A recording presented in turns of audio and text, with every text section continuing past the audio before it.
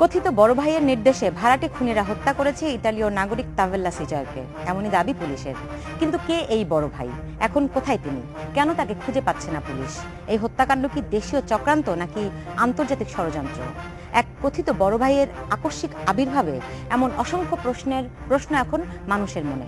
পুলিশের একটি সংবাদ সম্মেলন এসবের জবাব না দিয়ে জন্ম দিয়েছে অসংখ্য প্রশ্নের। ওদিকে পুতুল নাচের নাট্যশালা চলছে দেশের জাতীয় সংসদে, এমনই অভিযোগ রয়েছে পাল্টা অভিযোগও। এসব নিয়েই বাংলাদেশ এখন আপনাদের স্বাগত জানাচ্ছি আমি সুলতানা রহমান। আর আমার সঙ্গে কথা বলতে স্টুডিওতে আছেন ঢাকা বিশ্ববিদ্যালয়ের গণযোগাযোগ ও সাংবাদিকতা বিভাগের সহযোগী অধ্যাপক রুবায়েত ফেরদৌস এবং সুচিন্তা ফাউন্ডেশনের চেয়ারম্যান মোহাম্মদ আলী আরাফাত। আপনাদের দুজনকেই স্বাগত জানাচ্ছি। শুরুতেই শুনছিলেন কতগুলি প্রশ্ন। আসলে একটি সংবাদ সম্মেলন থেকে যদি এত প্রশ্নের জন্ম দেয়, তাহলে কি সেই সংবাদ সম্মেলনটি সঠিক ছিল? জনাব রুবায়েত ফেরদৌস, আপনি সাংবাদিকতার শিক্ষক, ছাত্রও ছিলেন। আপনার কাছে কি মনে হয় যে একটি সংবাদ সম্মেলন অনেক প্রশ্নের উত্তর দেবে, সেখান থেকে যদি অনেক প্রশ্নের জন্ম হয়, তাহলে সেটিকে কি ধরনের সংবাদ সম্মেলন বলা যায়? আমি জানি না আপনি সংবাদ সম্মেলনটি দেখেছেন কিনা। আমি দেখিনি, কিন্তু প্রশ্ন থাকা তো ভালো। প্রশ্নহীন সমাজ মানে একটা মৃত সমাজ, তো প্রশ্ন থাকতে হবে। অনেক সময় প্রশ্নের ভেতরেই কিন্তু উত্তরের ইঙ্গিত খুঁজে পাওয়া যায়। সবসময় যে উত্তর দিতে হয় ব্যাপারটি এরকম না। কাজে প্রশ্ন বেশি হয়েছে তার মানে সংবাদ সম্মেলন ব্যর্থ হয়েছে, আমি এরকম মনে করি না। বরং এই প্রশ্নগুলো ধরেই আসলে আমাদেরকে অনেক দূর বিশ্লেষণের জায়গা কিন্তু বিস্তৃত করে দিচ্ছে। কাজে আমি এই পর্যন্ত বলে থামি যে আসলে প্রশ্ন করার মধ্যে কোনো দোষ নাই। অনেক প্রশ্ন, অনেক উত্তর, অনেক চিন্তা, অনেক ইঙ্গিত বহন করে, সেটা বরং ভালো আমার জন্য মনে হয়েছে। প্রশ্ন করা এক জিনিস, আর প্রশ্নের জন্ম দেয়া, যেখানে একটি ঘটনা ঘটেছে 28 দিন হয়ে গেছে, 28 দিন পরে বলা হচ্ছে যে এরকম তারা এই হত্যাকাণ্ডে 3 জন সরাসরি সংশ্লিষ্ট ছিলেন এবং স্বীকারোক্তিমূলক জবানবন্দিও একজন কিন্তু দিয়েছেন। তারপরে একজন কথিত বড় ভাইয়ের কথা বলা হয়েছে, যার নির্দেশে তারা এই ইতালীয় নাগরিককে হত্যা করেছে। ফলে এতগুলি প্রশ্ন আসলে সন্দেহ কি আর একটু ঘনীভূত হয় না? আমি জানি না, আমার কাছে নতুন কিছু মনে হয় না। মানে বাংলাদেশের পুলিশ তদন্ত এগুলির প্রতি আমার কোনো আস্থা নাই। এরা আসলে কিছু পারে না। এটা আমরা সাগরুনি থেকে শুরু করেছি, কোনো কিছুতেই কোনো ক্লু খুঁজে তারা বের করতে পারে না। অদ্ভুত কতগুলো তথ্য বের করে, এবং যেগুলো বরং আমরা মনে করি যে তদন্তকে ব্যাহত করে, বাধাগ্রস্ত করে। মানে খুব ভালো নজির কিন্তু নাই আসলে। সো এগুলো নতুন কিছু মনে হচ্ছে না। তারা এইগুলাই বলে, কাউকে আবার হাজির করে, আবার আগে থেকেই বলে দেওয়া হচ্ছে অনেক বড় জায়গা থেকে যে কারা এইসবগুলো করতে পারে। কাজে এগুলোর মধ্যে এরকম প্রচুর প্রেস কনফারেন্স হয়েছে, এরকম আলোচনা হয়েছে, প্রচুর প্রশ্নের জন্ম দেওয়া হয়েছে, তদন্ত হয়েছে, তদন্তর ফাঁস কোনোদিন হয় নাই, রিপোর্ট কি হয়েছে, বিচার হয়নি। এগুলো খুবই বাংলাদেশের খুবই সাধারণ সংস্কৃতির অংশ হিসেবে পরিণত হয়ে গেছে। কাজে এটি চমকে ওঠার মতো কিছু না। আমাদের পুলিশ কি রুবায়েত ফেরদৌস যেমনটা বলছেন আসলে অত অদক্ষ? 16 কোটি মানুষের এই দেশে যদি আপনি সারা বিশ্বের অপরাধের এক একটি দেশের ধরনের সঙ্গে তুলনা করেন, এতটা ঢালাওভাবে কি বলা যায়? না, একটা জিনিস হচ্ছে যে বাংলাদেশের টোটাল পপুলেশন যদি চিন্তা করেন, তো সবচেয়ে ডেন্সলি পপুলেটেড একটা কান্ট্রি। আপনি মানে একজন পুলিশ কতজন মানুষকে মানে আপনার এটা কি বলে পার ক্যাপিটা একটা আছে, পার মানে মাথাপিছু মাথাপিছু কতজন নিরাপত্তার, সেটা যদি চিন্তা করেন, আপনার উন্নত বিশ্ব তো বাদ দেন, ইন্ডিয়া পাকিস্তানের চাইতেও আমাদের অবস্থা কিন্তু করুন। তারপরে আপনার এই পুলিশ এন্টায়ার প্রশাসনের মধ্যে তাদের রিক্রুটমেন্ট, নিয়োগ থেকে শুরু করে বিভিন্ন পর্যায়ে ট্রেডিশনালি এবং কালচারালি এবং হিস্টোরিক্যালি আমরা যেটা জানি, সব কিছু নিয়ে কিন্তু কিছু সমস্যা আছে। অ্যাট দ্য সেম টাইম দক্ষতার অভাব অবশ্যই আছে, অ্যান্ড রিসোর্সের অভাব আছে। রিসোর্স কিন্তু একটা খুব ইম্পর্টেন্ট জিনিস। আপনার দক্ষতা বাড়ানোর ক্ষেত্রে বলেন, পারফরমেন্সের সাথে ডিরেক্টলি কোরিলেটেড। কারণ রিসোর্সের উপর ডিপেন্ড করে তার টেকনোলজিক্যাল নো হাউ কী আছে, ইকুইপমেন্টস অ্যান্ড লেটেস্ট এগুলো পাচ্ছে কি না। তারপর আমরা জানি পুলিশের অনেক সময় এনাফ গাড়ি নাই, এনাফ রসদ নাই, এই ধরনের সমস্যাগুলি আছে। সব কিছু যদি বিবেচনায় নিই, আমি বলবো পুলিশের পারফরমেন্সের ক্ষেত্রে যেমন সমালোচনার অনেকগুলো দিক আছে, আবার আমি অনেক ক্ষেত্রে তাদেরকে সফল হতেও দেখেছি এত সীমাবদ্ধতার মধ্যে, সেটাও আমি বলবো। কিছু কিছু ক্ষেত্রে আমরা দেখি হ্যাঁ ব্যর্থতা, যেমন কিছু হাই প্রোফাইল এবং প্রচণ্ডভাবে হাইলাইটেড হয়েছে গণমাধ্যমে এরকম কিছু কেস।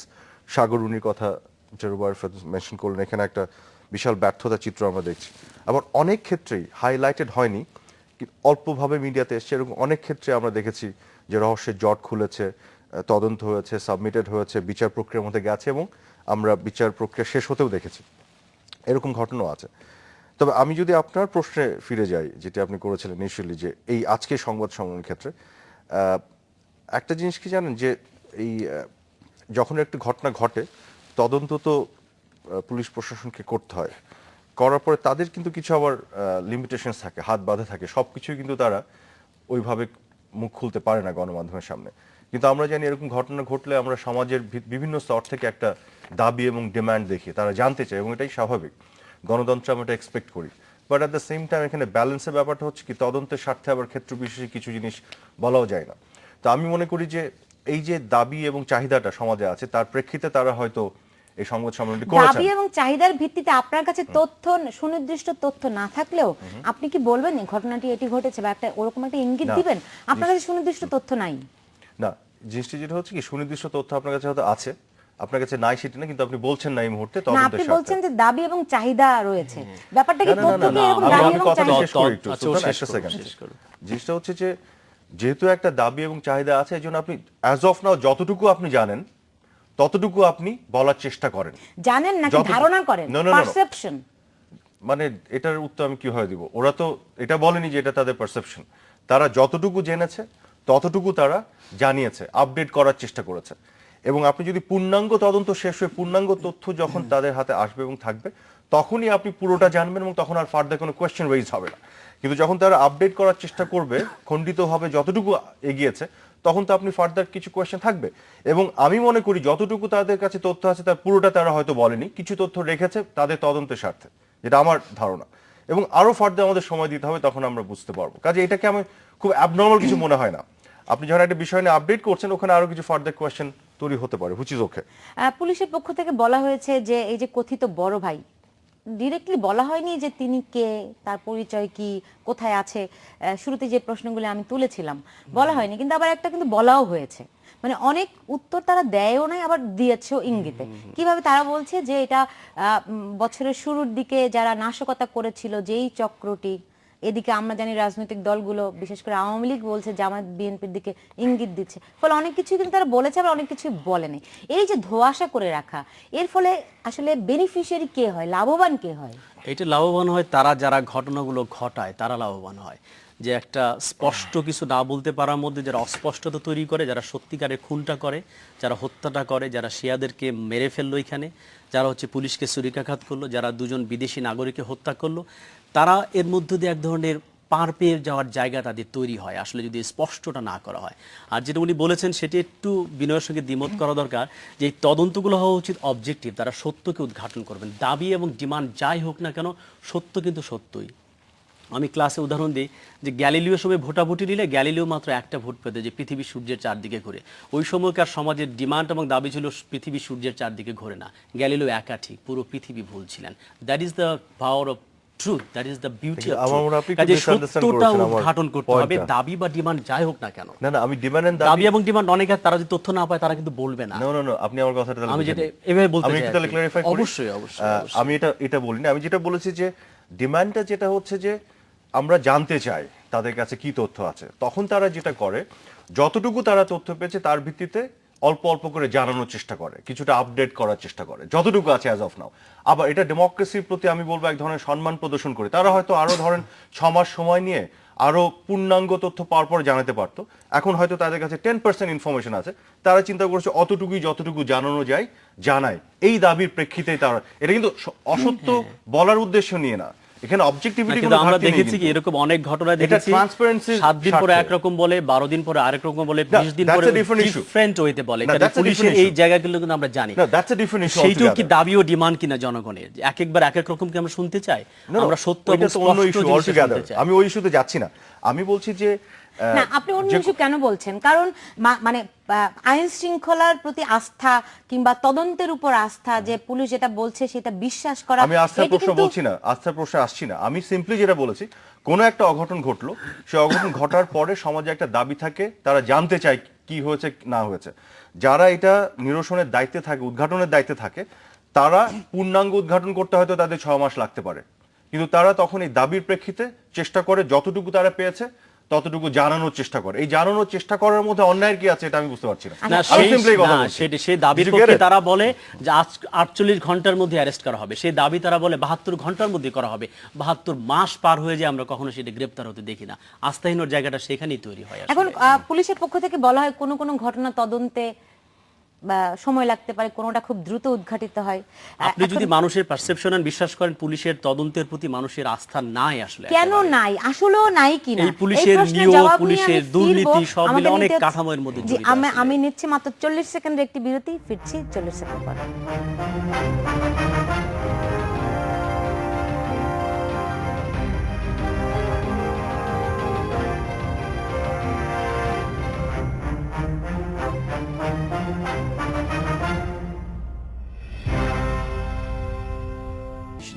চব্বিশ ঘন্টায় খবর।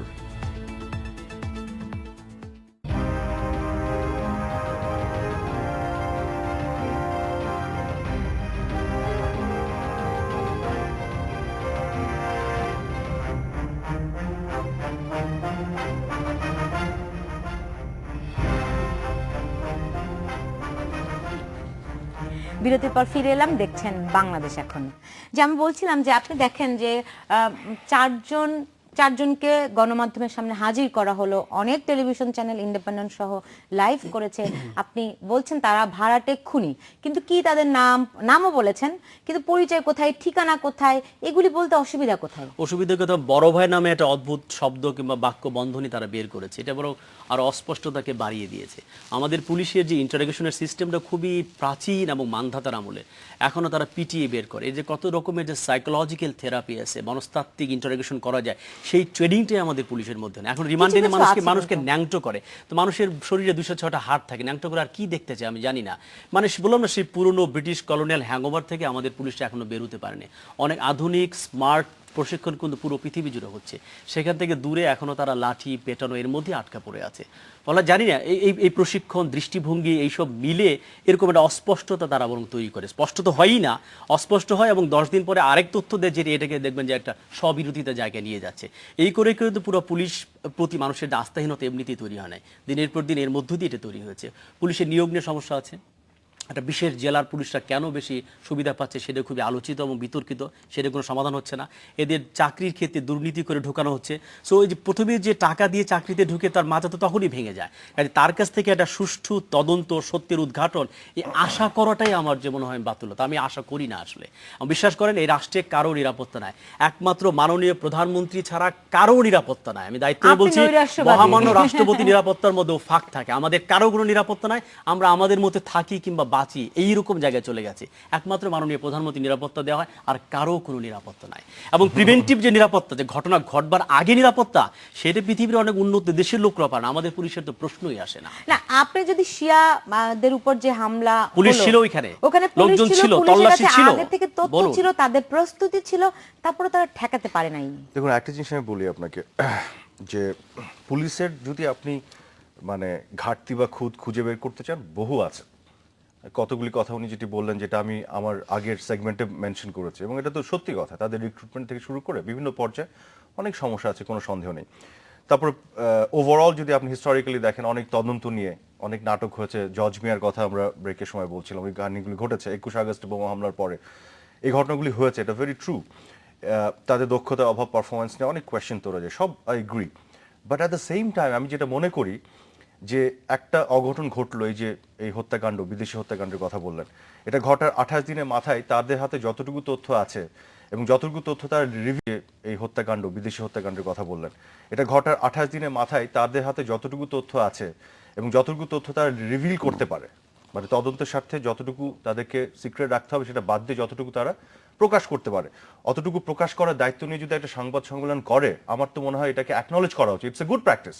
অ্যাটলিস্ট সমাজে যে দাবিটা আমরা যে জানতে চাই, তারা একটা দিচ্ছে, কিছু ইনফরমেশন দিচ্ছে। আমার কথা হচ্ছে, সমালোচনা আমরা করবো অফকোর্স যেখানে যেখানে সমস্যা আছে, কিন্তু যেটা ভালো কাজটা কিছুটা বেটার, ওইটাকে অ্যাকনলেজ করারও দরকার, নাহলে কিন্তু হবে না। আবার পুলিশের মধ্যে আরেকটা যেমন সমস্যা, যে লোকটা বসছে সংবাদ সম্মেলনে, তার যে কথা বলার আপনার স্কিলস, এটাও কিন্তু একটা ফ্যাক্টর। এই যে সংবাদ, এতগুলি টেলিভিশন সামনে বসছেন, মানে একটা প্রশ্নের উত্তর সঠিকভাবে, সঠিক শব্দ চয়নে, সঠিক বাক্য ব্যবহার করে দেয়া, এই প্র্যাকটিসগুলো তো আমাদের পুলিশের নাই। যেটা আপনি বলতে যাচ্ছেন ও কথা বলতে পারছেন না, ওনারা খুব সুন্দর করে বলতে পারেন, কি বলেন? আবার আপনি দেখবেন, নো নট নেসেসারিলি, এগুলো নিয়ে তো সমস্যা আছে, কিন্তু এই প্র্যাকটিসগুলো দরকার, যে ইনফরমেশন যতটুকু দেয়া ঠিক মতন দেয়া, টু দ্য পয়েন্ট দেয়া, প্রপার ইনফরমেশন রিভিল করা, ঘাটতি আছে অনেক জায়গায়। বাট ওভারঅল আমি বলবো একটা অঘটন ঘটলো, ঘটার পরে আমরা জানতে চাই যতটুকু তারা পেয়েছে, যতটুকু রিভিল করার তাদের সম্ভব ছিল তারা যে করেছে, I appreciate it, let us appreciate this. আর যারা রুবায়েত ফেরদৌস, আমাদের পুলিশের আমরা দেখি তাদের অনেক রকম ইনফরমার থাকে, হ্যাঁ, যাতে করে তারা আগাম তথ্য পেতে পারে। আমরা যাদেরকে ইনফরমার হিসেবে আসলে দেখি, তারা কি যথেষ্ট পরিমাণে মানে আপনি আগেই বলছেন যে আসলে তাদের দক্ষতা নিয়ে প্রশ্ন রয়েছে, তারপর দক্ষতা এবং আন্তরিকতা দুটো নিয়ে প্রশ্ন হয়েছে। আমাদের পুলিশ খুবই পলিটিক্যালি মোটিভেটেড, রাজনৈতিক নেতৃবৃন্দ তাদেরকে যেভাবে চালাতে চায় তার বাইরে চলার কোনো জায়গা তাদের নাই। তাদের পদ, পদোন্নতি, প্রমোশন, বদলি সবকিছু তারা নিয়ন্ত্রণ করেন। পুলিশকে যতদিন রাজনৈতিক ছত্রছায়ার ভিতরে পরিচালিত জায়গা থেকে বেরোতে না পারে ততদিন আমাদের পুলিশ কিন্তু কাজ করতে পারবে না। কাজে অনেক পুলিশের দক্ষ হয়ে যাওয়ার সম্ভাবনাটা নষ্ট হয়ে যায় রাজনৈতিক কারণে পুলিশকে ব্যবহার করবার জন্য। এইটা যতদিন না হবে, পুলিশকে তো ছুরিকাঘাতে মেরে ফেলা হলো গাবতলীতে, আমরা দেখলাম এখানে। পুলিশ মানুষকে নিরাপত্তা দিবে, তার নিরাপত্তা নিয়েই তো সংশয় রয়েছে। কাজে নাগরিকরা আমরা যে কিভাবে বাঁচি সেটি আমার কাছে অবাক লাগে। আসলে বাঁচার কোনো জায়গা ছিল না। আমরা বাঁচি আসলে আমাদের টার্গেট করেন, টার্গেট করলে এই রাষ্ট্রে যে কেউ যে কাউকে মেরে ফেলতে পারে। বিশ্বাস করেন, আগে থেকে আগাম নিরাপত্তার মতো জায়গা বাংলাদেশের পুলিশ, উনি খুব ভালো বলেছেন, জনসংখ্যার অনুপাতে সম্ভব না, ইট ইম্পসিবল। এই জন্য কী দরকার? এই জন্য পুরো রাষ্ট্রের মধ্যে একটা ডেমোক্রেটিক প্র্যাকটিস দরকার, পলিটিক্যাল পার্টিগুলোর মধ্যে একটা কনসেনসাস দরকার, একটা রিকনসিলিয়েশন দরকার। এই ডেমোক্রেসির যে ডেফিসিট, এই ঘাটতির মধ্যে থেকেই এই হত্যাকাণ্ড, গুম খুনগুলো এগুলো হয়ে যাচ্ছে। এটা একটা সাম্প্রদায়িক শক্তি করেছে যারা শিয়া সুন্নির এই জিনিসটাকে কেন করেছে? একটু হচ্ছে যে তারা দেখেছে যে বাংলাদেশের লোকদেরকে মারলে ইন্টারন্যাশনাল মিডিয়াতে ফোকাস পাওয়া যায় না। তারা শিয়া সুন্নির মধ্যে আন্তর্জাতিক ইস্যুকে নিয়েছে, যেটা ইরাকে আছে, ইরানে আছে, সিরিয়াতে আছে, লেবাননে আছে, ইয়েমেন থেকে পাকিস্তান পর্যন্ত শিয়া সুন্নির যে বিভেদ, এইটার ভিতরে তারা ইন্টারন্যাশনাল মিডিয়ার ফোকাসটা তারা চেয়েছে। তারা দেখেছে বাঙালি মেলে বাংলাদেশি বললে নিউজ হয় না, তারা ইটালিয়ানকে বেড়েছে, তারা জাপানিজকে বেড়েছে। মানে খুবই পরিকল্পিতভাবে এরকম একটা শক্তি যার আন্তর্জাতিক গণমাধ্যমে ইস্যুটাকে সামনে আনতে চায়, বাংলাদেশের অবস্থাকে আরো নাজুক করতে চায়, তারা কিন্তু ঘটনা ঘটেছে। কাজে এইটা সমাধান পুলিশ দিয়ে হবে না, এটা রাজনৈতিক রিকনসিলিয়েশন দরকার। এখানে ডেমোক্রেটিক প্রতিষ্ঠানগুলোকে শক্তিশালী কার করতে হবে। সঙ্গে রিকনসিলিয়েশন? সবার সঙ্গে কি সবার রিকনসিলিয়েশন হয়? যখন আদর্শের তফাৎ থাকে, যখন আপনার আদর্শহীনতা থাকে, তখন রিকনসিলিয়েশন। সুলতানা এই যে ভুল করছেন, শত্রুর সঙ্গে রিকনসিলিয়েশন হয়। নেলসন ম্যান্ডেলা একজন ব্ল্যাক, 27 বছর জেল খেটেছিলেন হোয়াইটদের জন্য, প্রথম বেরিয়ে একজন হোয়াইটের সঙ্গে হাত মিলিয়েছিলেন, দ্যাট ইজ রিকনসিলিয়েশন। বন্ধুর সঙ্গে রিকনসিলিয়েশন হয় না, রিকনসিলিয়েশন হয় শত্রুর সঙ্গে। প্রতিদ্বন্দ্বী গ্রুপের সঙ্গে ন্যাশনাল কতগুলো কমন ইস্যুতে আমাদের পলিটিক্যাল পার্টিগুলোর মধ্যে রিকনসিলিয়েশন থাকা দরকার ছিল। মুক্তিযুদ্ধের প্রশ্নে, স্বাধীনতার প্রশ্নে অবশ্যই থাকা দরকার ছিল। সেখানে বিশাল বিভক্তি আমাদের হয়ে গেছে। যেটা থিওরিটিক্যালি ইটস ট্রু, যেটা উনি বলছেন, রিকনসিলিয়েশনটা আসলে মানে দুই পক্ষ যাদের মধ্যে মতবিরোধ আছে তাদের মধ্যে হওয়ার প্রশ্নটা ওঠে। এবং আমি I truly agree with him যে বাংলাদেশের স্বার্থের প্রশ্নে, বাংলাদেশের মুক্তিযুদ্ধের চেতনার প্রশ্নে, বাংলাদেশ এই ভূখণ্ডের মৌলিক জায়গার প্রশ্নে কিন্তু একটা রিকনসিলিয়েশন, একটা ঐক্যমত দরকার, যেখানে আমরা ডিভাইডেড আনফরচুনেটলি। এটা আমি দীর্ঘদিন ধরে এটা বলে আসছি এবং আমি এটা বিশ্বাস করি। এইটার ঘাটতিটা কিন্তু যারা এই দেশকেই স্বীকার করে না, এই দেশের স্বাধীনতা স্বীকার করে না, তাদের সঙ্গে কি ধরনের এখানে কি হবে আপনাকে আমি বলি। এখানে রিকনসিলিয়েশন যেটা হবে সেটা আপনাকে বলি, যেটা হচ্ছে সবসময় কিন্তু our reconciliation is not the option. আমি বিনয়ের সাথে এই কথাটা বলতে চাই। তারা যখন আপনার সাথে রিকনসিলিয়েশনে আসবে না, তারা 71-এ কিন্তু যুদ্ধ করে স্বাধীন করতে হচ্ছে। আমি কিন্তু একটা পিসফুল প্রসেস রিকনসিলিয়েশনের মধ্যে পারি নাই। আবার বাংলাদেশে এখন স্বাধীনতা বিরোধী চক্রটা যখন এমনভাবে মাথাচাড়া দিয়ে উঠেছে এবং তারা কিন্তু দীর্ঘ 21 বছর শক্তভাবে খুঁটি গেড়ে দাঁড়িয়েছে, এখানে তাদের একটা শক্তি আছে, কিন্তু তারা কিন্তু ধীরে ধীরে একটু উইকেন্ড হচ্ছে, বিকজ গত 6-7 বছর ধরে মুক্তিযুদ্ধের চেতনার পক্ষে সরকার থাকার কারণে। কিন্তু দে আর স্টিল পাওয়ারফুল, হ্যাঁ, তাদের একটা জায়গা করে নেওয়া আছে। এবং তারা কিন্তু সরাসরিভাবে সংবিধানকে তারা থ্রেট করছে, তারা গভর্নমেন্টকে থ্রেট করছে, তারা ডিউ প্রসেস অফ যে আপনার জাস্টিস সেটাকে থ্রেট করছে, এবং তারা ঘোষণা দিয়ে বলে দিচ্ছে যে তারা গৃহযুদ্ধ বাঁধিয়ে দিবে।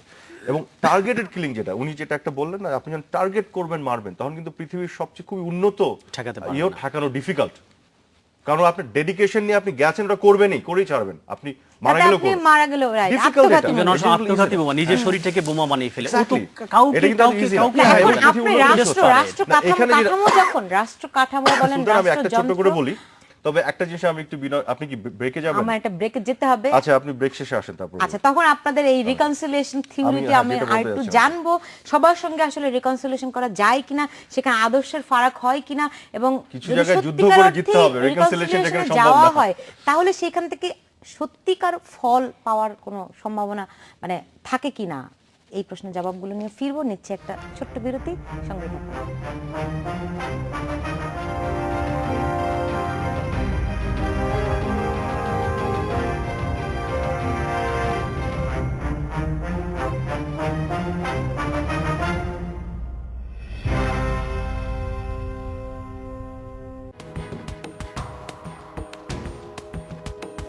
বাংলাদেশ এখন।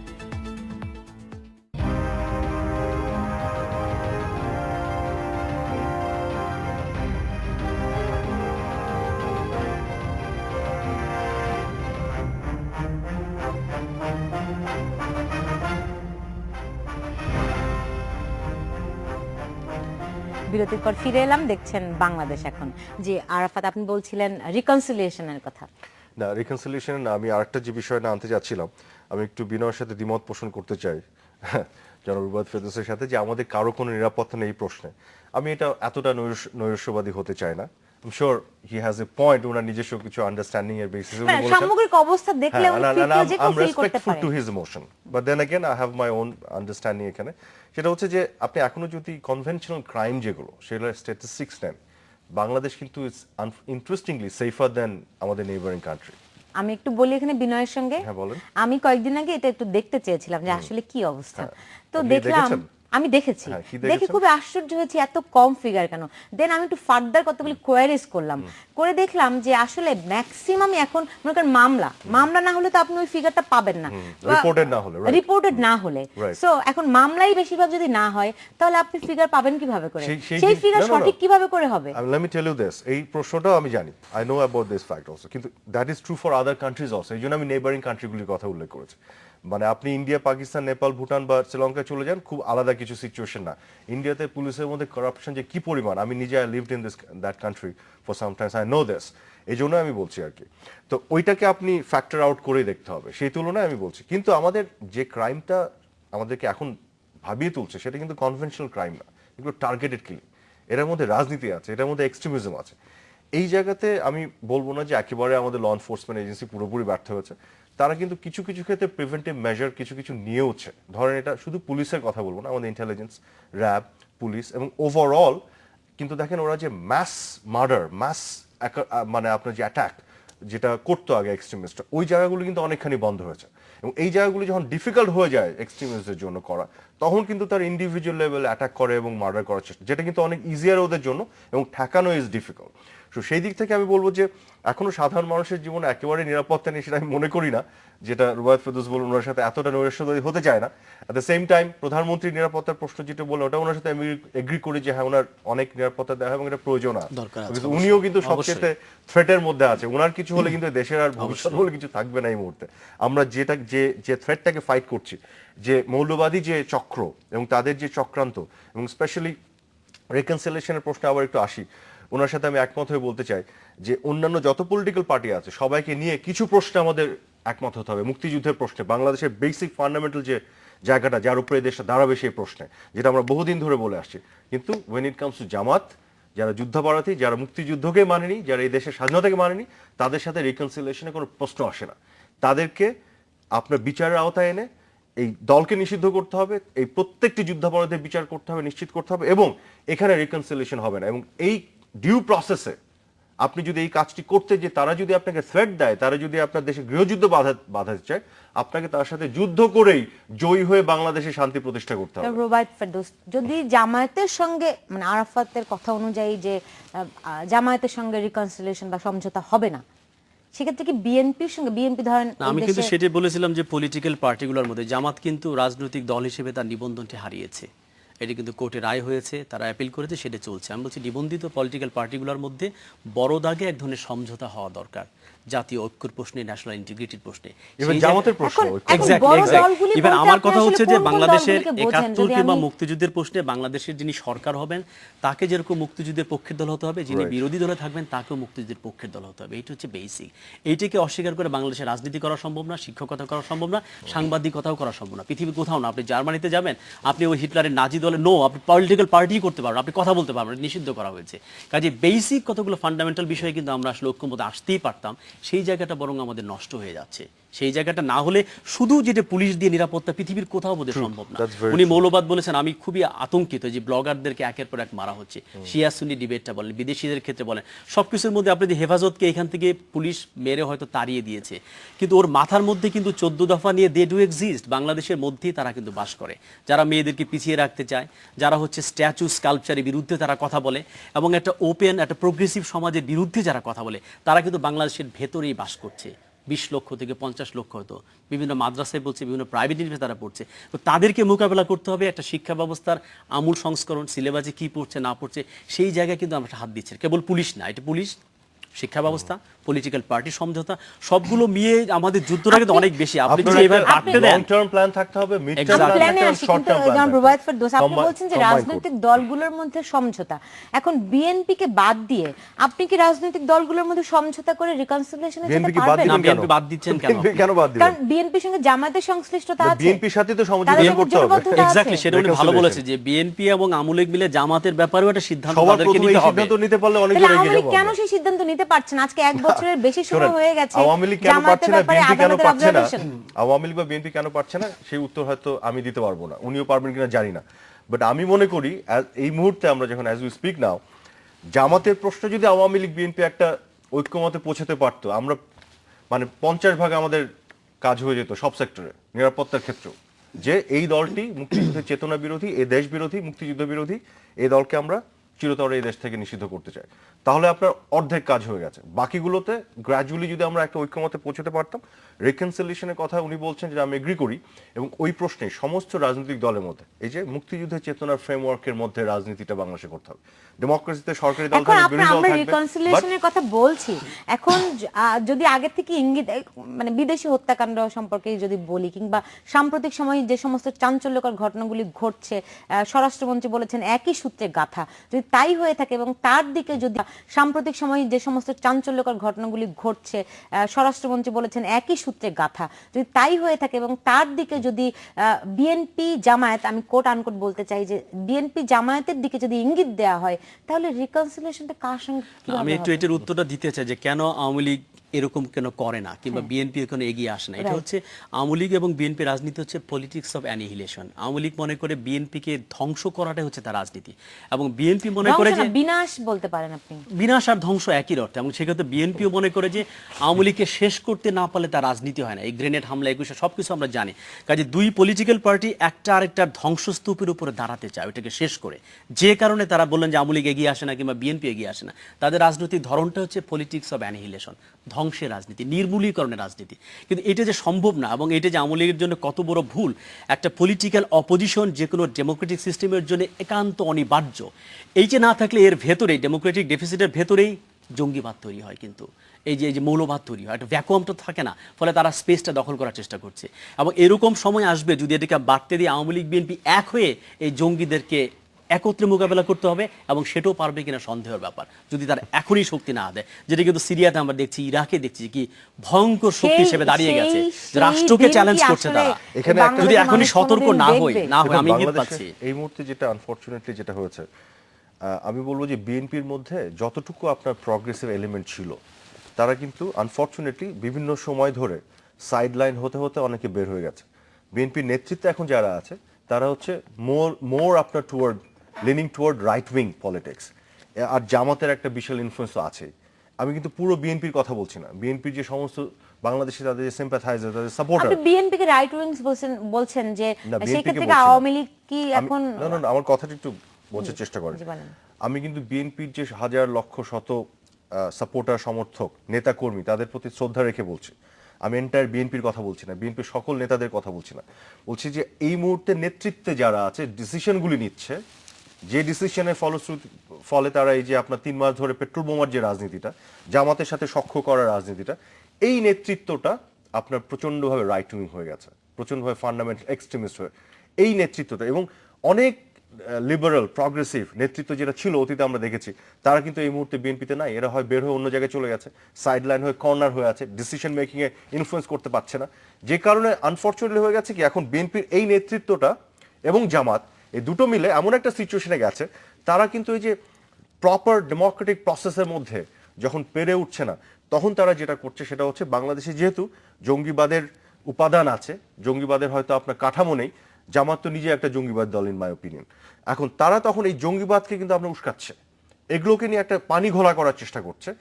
বাংলাদেশে আইন শৃঙ্খলা পরিস্থিতি আপনার অবনতি ঘটানোর চেষ্টা করছে, এবং যতটা ঘটছে তার চেয়ে বেশি এটাকে হাইপ আপ করে একটা সিচুয়েশন ক্রিয়েট করার চেষ্টা করছে, যাতে করে ওখান থেকে তারা পলিটিক্যাল মাইলেজ নেয়। কিন্তু তারা এটা বুঝতে পারছে না যে আপাত দৃষ্টিতে তাদের হয়তো মনে হচ্ছে যে সরকারকে বেকায়দায় ফেলে, দেশকে বেকায়দায় ফেলে একটা মাইলেজ তারা পাবে, কিন্তু ইন দ্য লং রানে রিয়েল বিএনপি যেটা, যার ধরেন 30% মানুষের সমর্থন আছে, সেই বিএনপি কিন্তু নিজেও ক্ষতিগ্রস্ত হবে এই দেশে যদি রাজনীতি করতে হয় দীর্ঘমেয়াদে। সেইখানে আপনার বিএনপির মধ্যে যাদের মধ্যে ন্যূনতম আপনার ইতিবাচক চিন্তা ভাবনা এবং ওই আত্মাটা আছে, তাদেরকে নিয়ে কিন্তু আপনার এই রিকনসিলিয়েশন এফোর্টটা নিতে হবে আমি মনে করি। না, সেই ক্ষেত্রে আপনার বিএনপিকে একটা বিরোধী দল গতকাল টিআইবি বলেছে যে সংসদে যেটি হচ্ছে এটি একটা পুতুল নাচ জাতীয় একটি কথা বলেছে টিআইবি। অবশ্যই এটার পাল্টাও আওয়ামী লীগের পক্ষ থেকে বলা হয়েছে। একটা মানে একটা বিরোধী দল কিংবা একটা মানে দ্বিপক্ষীয় শক্তি ছাড়া মানে কোনো মেরুকরণ আসলে হয় কিনা যখন না, এইটি পলিটিক্যাল ফিলসফাররা যে চিন্তাটা করে ব্রেকের পরে একটা ব্রেক বিরতি নিচ্ছি, ফিরছি একটু পরে।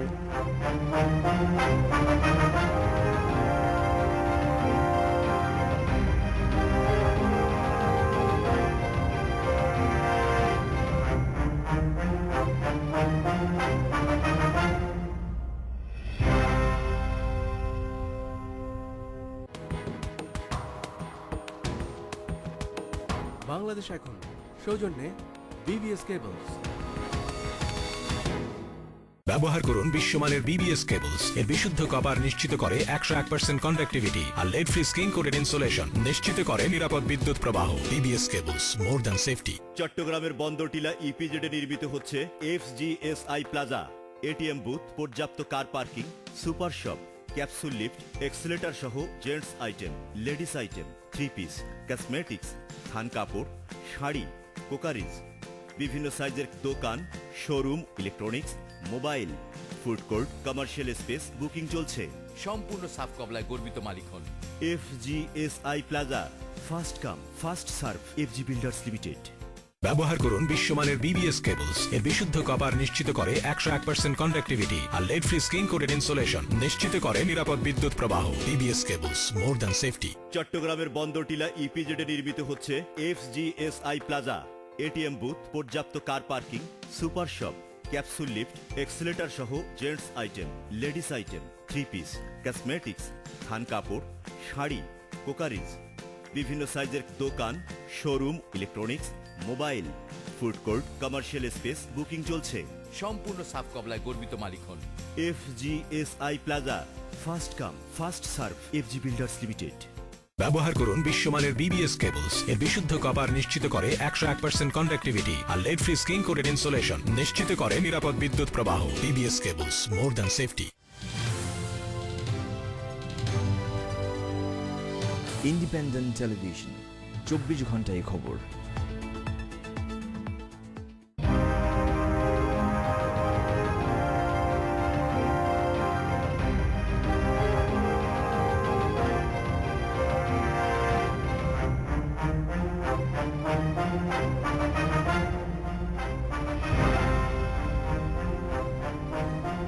বিরতির পর ফিরে এলাম, দেখছেন বাংলাদেশ এখন। রুবায়েত ফেরদৌস, আপনি একটা পলিটিক্যাল, আমি যেটা বলতে চাচ্ছিলাম যে পৃথিবীর সব পলিটিক্যাল ফিলসফারদের একটা বড় ভয় হচ্ছে যে কোনো ক্ষমতারই একটা ঝোঁক হচ্ছে কি স্বৈরাচারী হয়ে ওঠা, যে কারণে তারা একটা চেক অ্যান্ড ব্যালেন্সের কথা বলতেন। মানে যে কোনো ক্ষমতারে আপনি 3 জন কাজের মেয়ে বাসায় দেন, যিনি প্রধান কাজের মেয়ে, বাকি 2টোর উপর তিনি খবরদারি করবেন। ক্ষমতার ঝোঁকটা হচ্ছে এরকম, যে কারণেই যে কোনো সিস্টেমের মধ্যে একটা চেক অ্যান্ড ব্যালেন্স থাকতে হয়। আমেরিকাতে প্রেসিডেন্সিয়াল ফর্মও কিন্তু সেখানে একটা ক্ষমতার চেক অ্যান্ড ব্যালেন্স থাকে, প্রেসিডেন্ট চাইলেই সব করতে পারছেন না। কাজে পার্লামেন্টারি সিস্টেমের মধ্যে এটা আরও বেশি থাকতে হয়, একটা অপোজিশন থাকবে এবং তাকে শ্যাডো গভর্নমেন্টও বলা হয়, যে সে থাকবে, সরকারি অর্থমন্ত্রী থাকবে, তাদেরও একটা অর্থমন্ত্রী তারা হিসাব করে রাখবে এগুলো কীভাবে মোকাবেলা করা যায়, একটা বিতর্ক থাকবে, একটা ডিসকাশন থাকবে।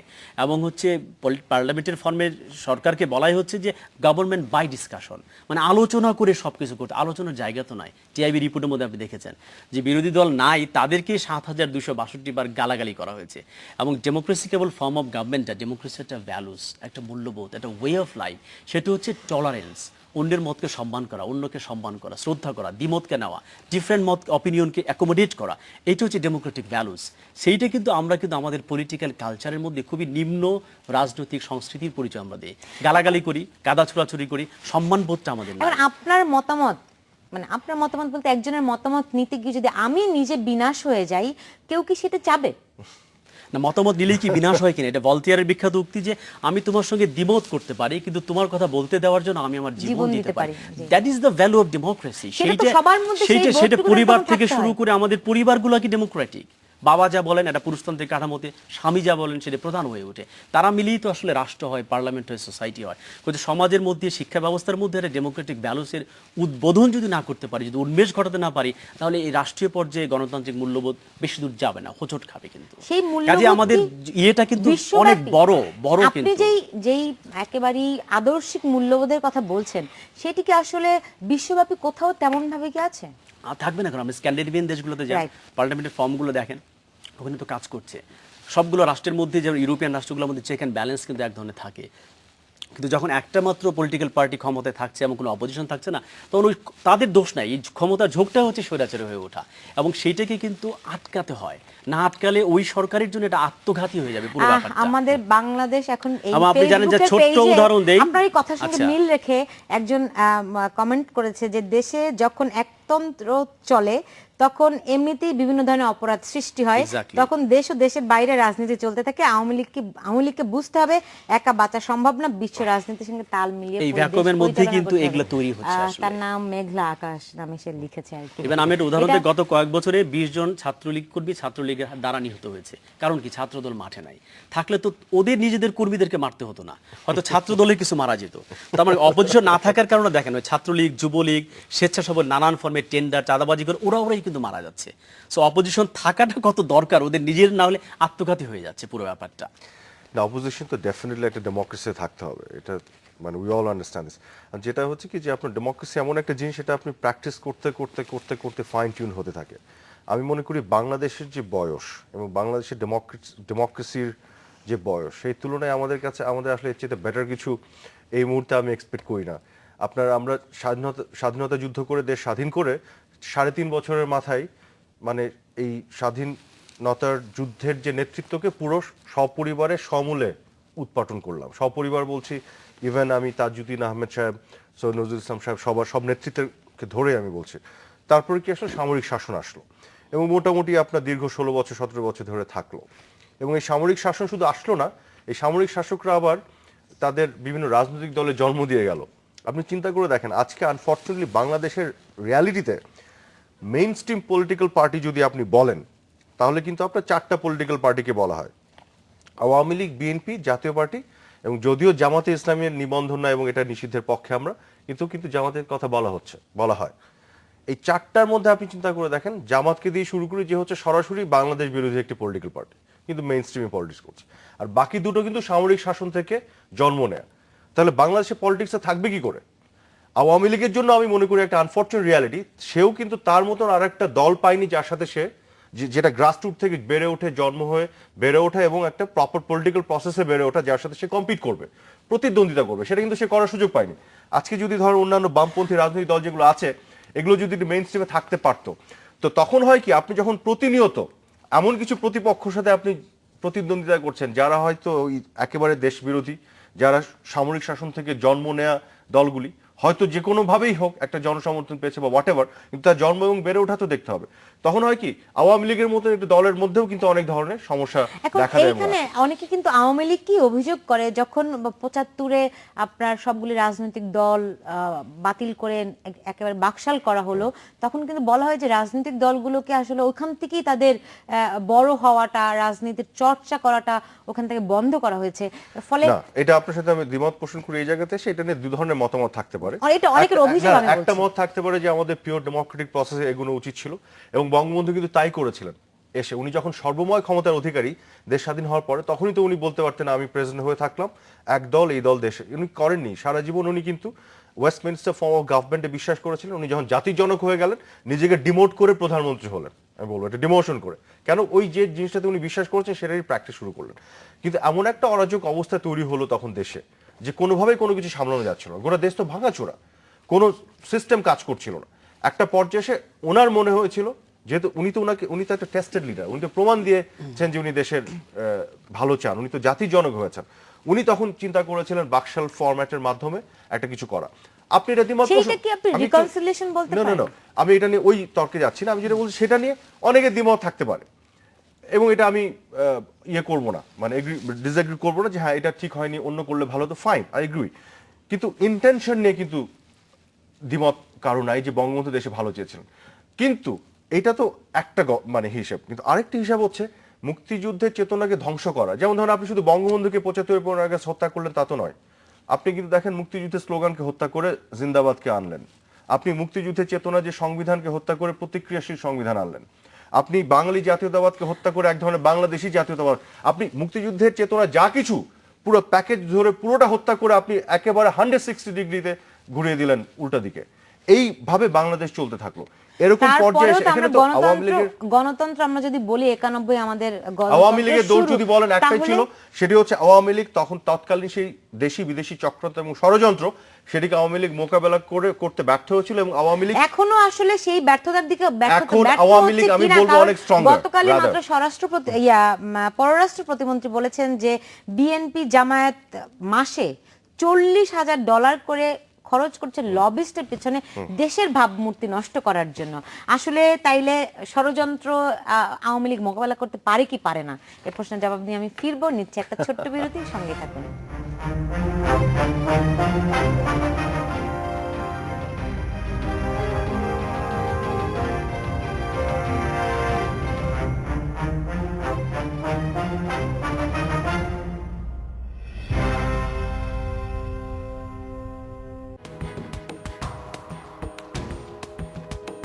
বাংলাদেশ এখন 24 ঘন্টায় খবর।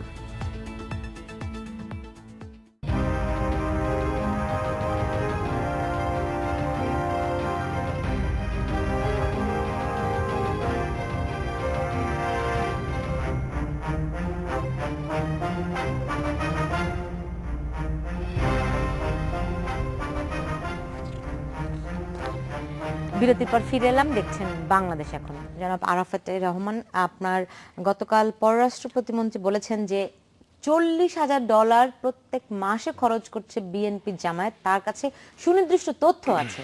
না দেখুন, যেটা হচ্ছে যে জামাত কিন্তু একটি লবিং ফার্ম নিয়োগ করেছিল, এটা আমরা আগেই খবর পেয়েছিলাম এবং এটা কিন্তু পুরো তথ্য বের হয়ে আসছিল, সেটি জামাত। কিন্তু এখন পররাষ্ট্র প্রতিমন্ত্রী সাহেব যেটা কথা বলেন, এটি বিএনপি নিয়োগ দিয়েছে।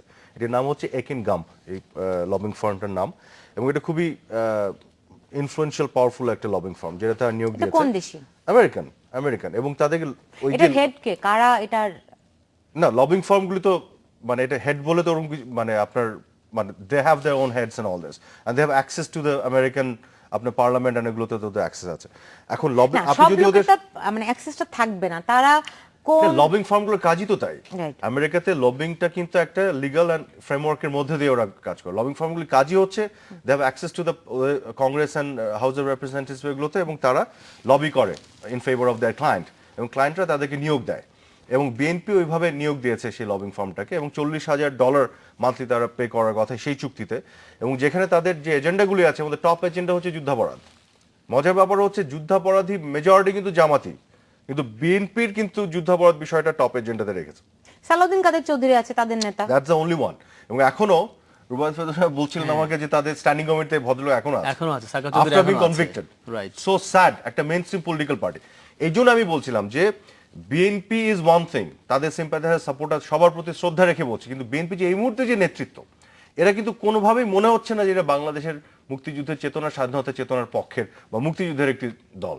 সমস্যাটি ওখানে হয়ে দাঁড়িয়েছে। বিএনপিকে আপনার রিকনস্ট্রাক্ট করতে হবে।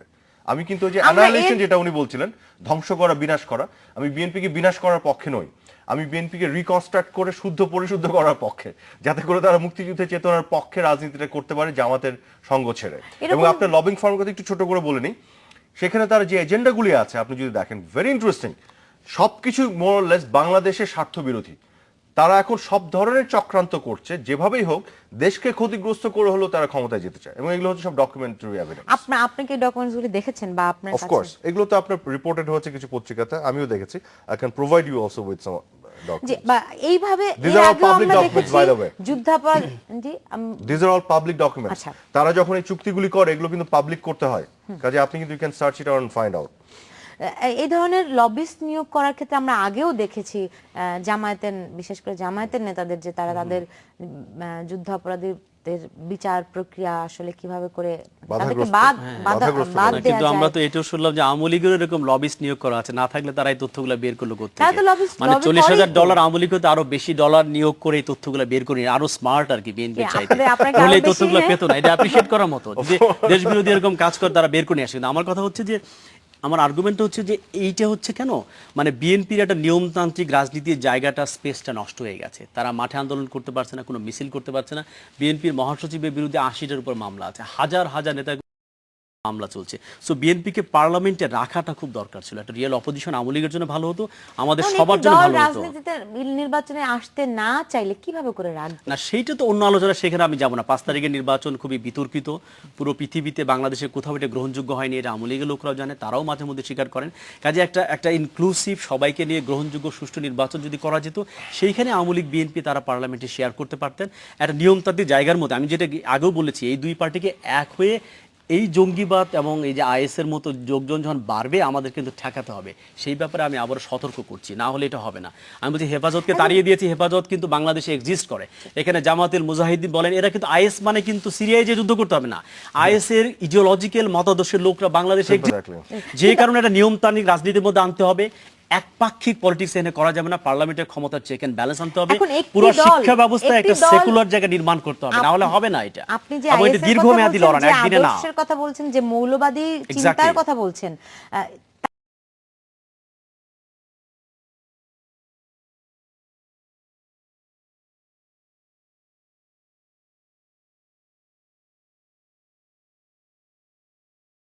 নাই, কিন্তু তাদের সিম্প্যাথাইজার আছে, তাদের আদর্শকে সিম্প্যাথাইজ করে, সঠিক চিন্তা করে এবং বিশ্বাস করে, এরকম লোকজন আছে দেশে। কাজে তারা আছেও, এবং এই অর্গানাইজেশনগুলি কিন্তু একটা নিউরাল নেটওয়ার্কের মতন কাজ করে। এরা কিন্তু এদের আসলে ওই ব্রাঞ্চ লাগে না। তারা একজনকে নাস্তিক ঘোষণা করে হত্যা করার হুমকি দিয়ে দিবে বা হত্যা করতে বলবে, অটোমেটিকলি এখান থেকে 5 জন দাঁড়িয়ে যাবে, তাদেরকে সিম্প্যাথাইজ করে নিজের মতন করে প্রিপারেশন নিয়ে ওটা এক্সিকিউট করে চলে আসবে। তাদের সাথে কোনো যোগাযোগই নাই। কাজে this is how they operate, you have to understand. এই জন্য আমি বলি যে এরা নাই, আবার এরা আছে। কাঠামো এদের নেই, কিন্তু এদের সিম্প্যাথাইজার এখন আছে। এটা এবং এটা মোকাবেলা এই করেন threats- রুবায়েত ফেরদৌস যে এখানে আপনাকে আমি আশঙ্কার বলি, কথা বলছেন, এখানে দুটো তিনি জিনিস যে আছে, বিপদ দেখছেন। দুটো জিনিস আছে। উনি যেভাবে বলছেন সেটার সাথে আমি একমত, but if that fails then how you have to do it, সেখানে আমি সেকেন্ডারি এটাতে আসি, মানে কন্টিনজেন্সি প্ল্যানে আসি। খুব সংক্ষেপে, সময় ছোট্ট খুব করে অল্প। বলে দিই, এইখানে আপনার সবাইকে ঐক্যবদ্ধ হওয়ার কোনো আপনার বিকল্প নেই। কিন্তু আপনি আবার যেটা একটা চমৎকার করে বলছেন, যদি কেউ না আসে, বিএনপি, আমি বিশ্বাস করি না বিএনপি যত 30% মানুষ যদি বিএনপিকে সাপোর্ট করে, এই মানুষগুলি কি চায় বাংলাদেশ জঙ্গিবাদী দেশ হোক? এরা তো চায় না। নিঃসন্দেহে না। কাজে বিএনপি আসলে যেটা, বিএনপি যে অন্তরাত্মা, এই মানুষগুলি সমর্থন, এরা তো এর বিপক্ষে নয়। কিন্তু বিএনপির নেতৃত্ব যারা জামাতের কাছে কুক্ষিগত হয়ে গেছে, যারা আজকে এই জঙ্গিবাদকে বাতাস দিচ্ছে, যারা তাদেরকে প্রশ্রয় দিচ্ছে, মোটিভেট করছে, উস্কাচ্ছে, ইনস্টিগেট করছে বাংলাদেশকে ডিস্টেবিলাইজ করতে, আপনার এদেরকে দল ধরে বাংলাদেশ থেকে বিতাড়িত করতে হবে, এবং এইখানে ইউনিটি দরকার আমি মনে করি। নিশ্চয়ই রাজনৈতিক দলগুলো আসলে সেই ঐক্যের কথা ভাববে, সেই সমঝোতার কথা ভাববে। আমরা আসলে এমনটা প্রত্যাশা করা ছাড়া আমাদের আর কোনো বিকল্পও নাই। আপনাদের দুজনকে অনেক ধন্যবাদ আমাদের স্টুডিওতে আসার জন্য। দর্শক, আপনাদেরকে অনেক ধন্যবাদ আমাদের সঙ্গে থাকার জন্য। আপনারা সবাই ভালো থাকুন।